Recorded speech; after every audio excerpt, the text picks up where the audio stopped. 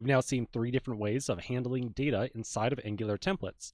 Now we're going to start to take those ideas and apply them to our application and finish it up. So in this video, I want to give you a quick overview of some of the design patterns that we're going to use inside this application using those three different techniques. Okay, so quick diagram. I first want to think about how we would tackle this application if we were using a traditional JavaScript-only approach. So in other words, if we were just working with vanilla JavaScript. If that was the case, we would probably have a user enter a password length. A user would then select some checkbox, like maybe in this case, include letters, and then they would click on the generate button. And then in the JavaScript only approach, we would probably then run some code to take a look at that password length input and pull the value out of it. Then pull the value of the three checkboxes, generate a random password, and then throw the password into the output input. I know that's a kind of confusing phrase right there. I'm really just talking about this text input down here at the very bottom. So again, this is the kind of approach we would take if we were writing normal JavaScript code. So let's now compare that to how we're going to approach this with Angular using those three different pieces of syntax. Okay, so here's the kind of Angular approach. So with Angular, we're going to have a user enter a password length. As soon as they type something inside that text input, we're going to run an event handler. So we're going to set up an event handler on that text input. Once that event handler is triggered, we're going to take the value from that input and store it as a property on our component class instance. We're then going to repeat that same idea for those three different checkboxes, and then eventually the user is going to click on the generate button. When they click on that generate button, that is once again going to trigger an event handler. So inside that event handler, we're going to generate our password using all the properties we had collected earlier. So like up here when we got the different checkboxes and the password length.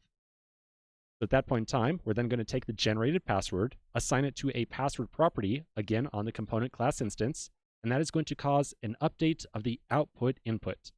This last step down here is very similar to the behavior we have right now, where we click on the button and then we see a value appear inside there. Let's do a compare and contrast of this kind of JavaScript style approach and the Angular style approach and really understand what is different about them. Okay, so in this diagram, I know it's kind of small text and probably hard to read, but we're only going to look at it for a moment or two. The really important thing that I want to point out about Angular that is very different than traditional JavaScript is that in the JavaScript world, we wait for a user to undertake some action, like say clicking on that generate button.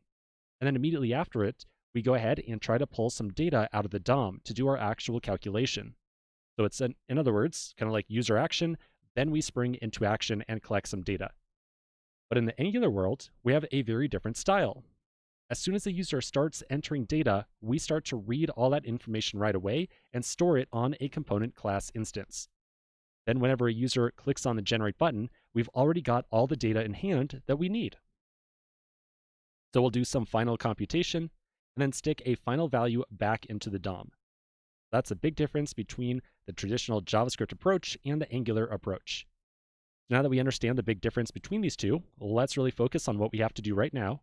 So we're essentially saying that for all these different form inputs, we're going to have to put together an event handler to detect a change of, say, that password length input. And we're also going to have a property on our component class instance, so we can save whatever the user entered and make use of it later on when the user clicks the generate button. Same thing for the checkbox as well. We need to make sure that we've got an event handler on the checkbox. We need to make sure that we've got a property on our component class instance so we can store that property value and then use it later on when the user clicks on generate. All right, so that's the general idea here, and we're going to be repeating the same pattern over and over and over again for all of our Angular applications. Now that we've got a good idea of what's going on, let's start to implement this in the next video.